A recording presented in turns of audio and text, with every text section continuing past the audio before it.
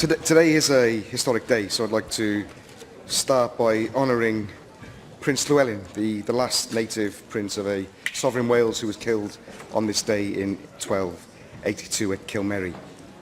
Cabinet Secretary, I recently visited a house in Ely that was starting to look like a jungle. The garden was so overgrown that you could barely see that there was a house there. In the garden, rubbish was being dumped, the windows were smashed in, plants were growing into the house, and it's one of 1,300 empty properties in Cardiff that a family should be living in. Cardiff has the worst record in Wales in bringing empty houses back into use, less than 1% in 2016 to 17. You're letting them get away with that, but at the same time letting the Labour Council build thousands of new houses on green fields that local people just simply cannot afford. So why aren't you demanding that Cardiff Council use their powers and get these empty properties back into use?